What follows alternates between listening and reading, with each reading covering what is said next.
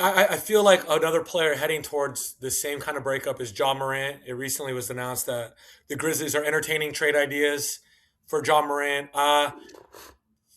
That would be obviously like 2 or 3 years ago. If you would have told me, I would have thought John Moran would have been a Grizzly for life. Like he was a big part of the culture there. Everything they were really successful, and he was one of the most entertaining players in the NBA. Do you see off the top of your head a fit for him? I know maybe many people have been saying the Miami Heat or the Timberwolves. What do you personally see for him?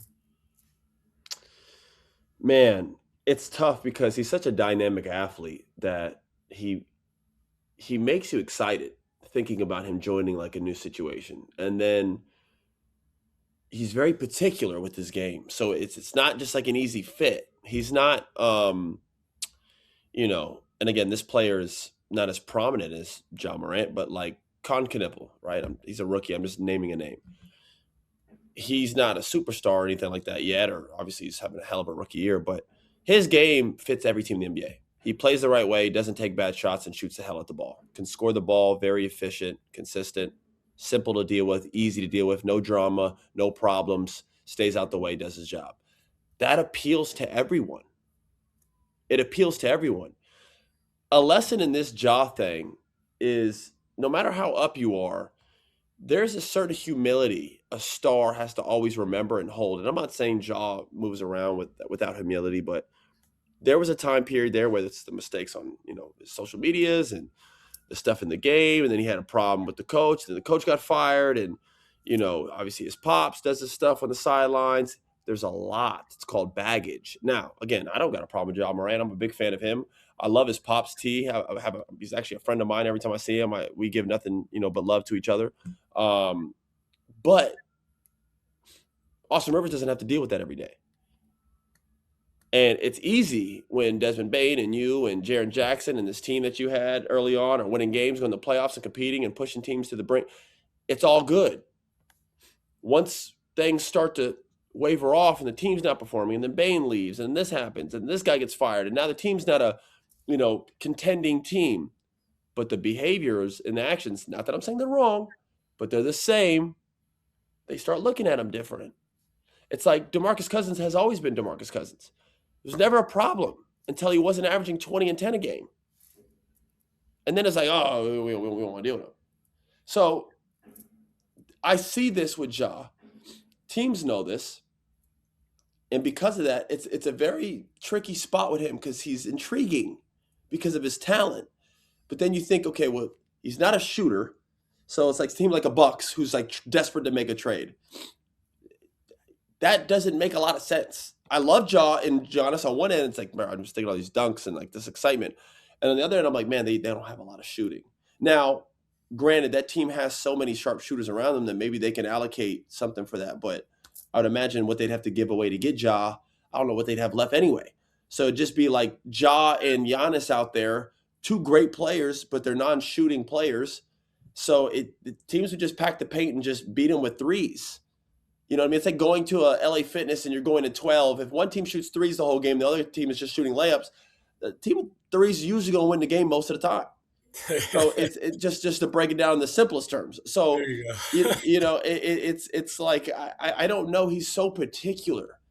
He would have to be traded to a situation where he has so much around him that fits his game. He's not a Kisper. He's not a. He's Well, not a. a player that you could use in that regard is like Drew Knipple, not, Holiday. not Kisper.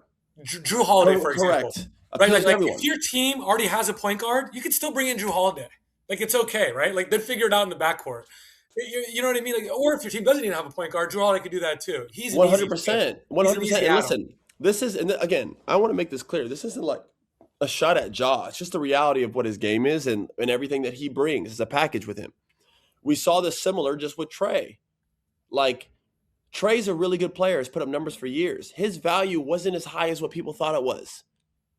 Look at the trade that they got back from him. They got CJ McCollum and Kisper with no picks for a 6-time All-Star. It makes like damn near no sense. But that just tells you Atlanta was putting his name out there and teams are like, eh. Because like a Drew Holiday can come off the bench, Drew Holiday could play the 1, the 2, the 3, the 4, the 5. He can play whatever the you want to play. He's like Caruso. You just put him out there, right? Obviously, Caruso's nowhere near Drew Holiday, but you get what I'm saying. These guys have adaptive roles, zero ego, and are pretty much another coach in the locker room.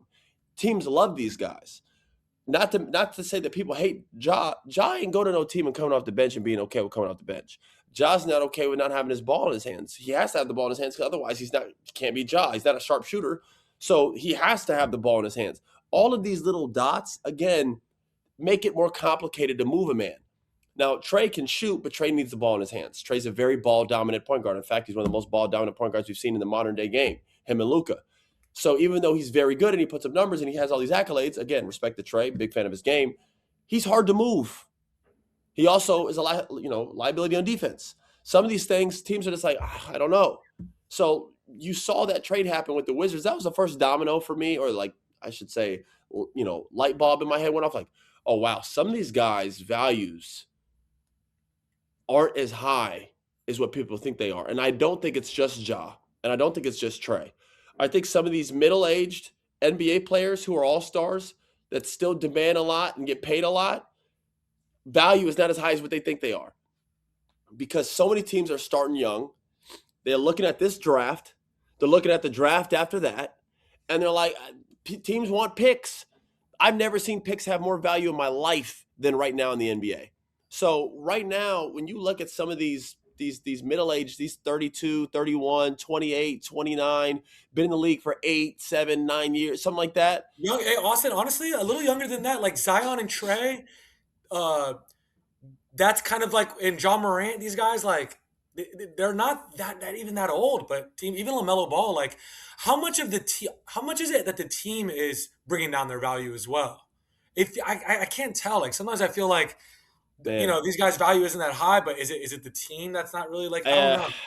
it doesn't help when things are out loud. Like, I don't like the move Nico made, right? I don't think anybody did. That's why he's not with the Dallas.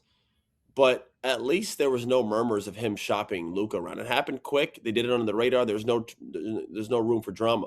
Once everybody knows you're selling a house, they know you need to sell the house. They're going to start throwing all type of prices at you. Not good ones either, because they know you need to sell. So when you see like turmoil with Ja, like the Grizzlies are moving Ja and all these things.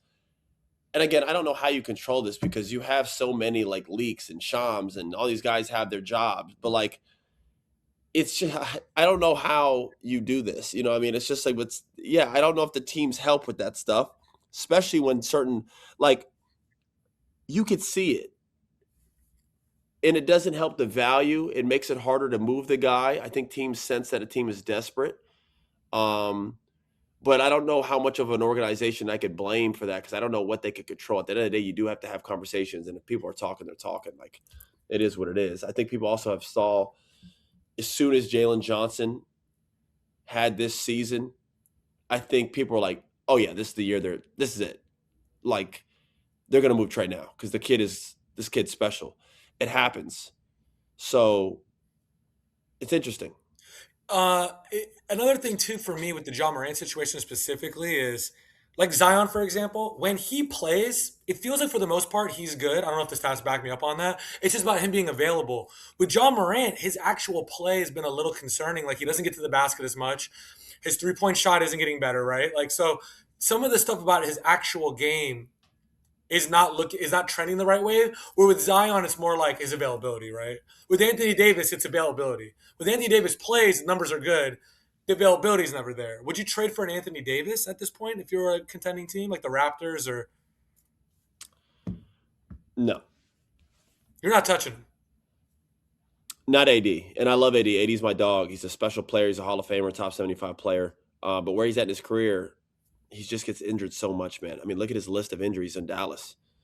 Um, so I get skeptical of throwing a lot for AD.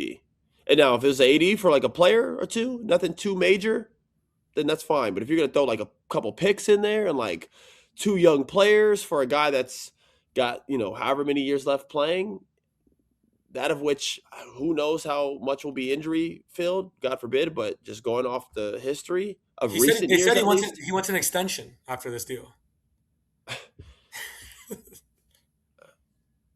Hey man, listen, I I wouldn't throw a lot at AD in terms of trade value. Just because of his injuries. Got nothing to do with his game. And I'm not even saying AD is soft. His injuries usually are like legitimate injuries. It's just the way he is. I don't know what it is.